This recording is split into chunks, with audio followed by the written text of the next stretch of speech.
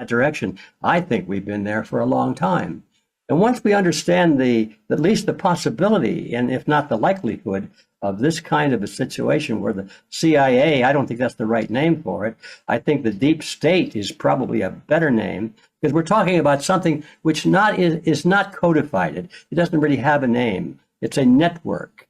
It's let's call it what it is. It's a conspiracy. People don't like to use that word, although it's a perfectly legitimate word.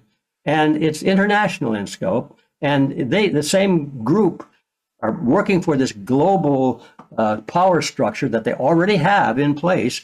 Now they're just strengthening it and building it and tearing down the last shreds of resistance so that there's no opposition in the near future forevermore. This is where we're at that very late stage in this battle. And yes, the CIA is definitely involved, but not as the CIA.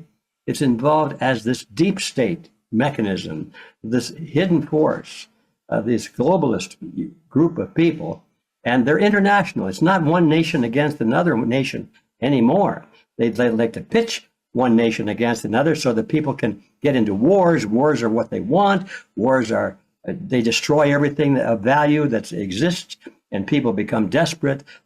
Their lives being lost, cities being destroyed, children being destroyed, and death all over the place, and people are running out of food and soon maybe water, electricity, crisis everywhere. As Klaus Schwab called it, multi-crisis, they can hardly wait to have multi-crisis. So people are desperate and they want to be saved. They're not worrying about constitutional principles anymore. They're not talking about whether it's right or wrong. They just want to know who are the good guys and who are the bad guys and how do we survive.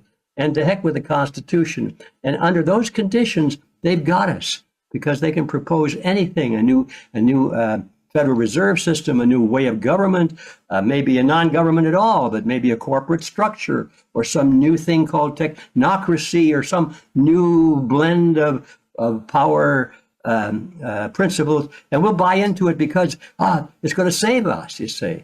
It's crisis, crisis, crisis, so that the solution is to get rid of everything we cherish and accept whatever is offered to us as our salvation.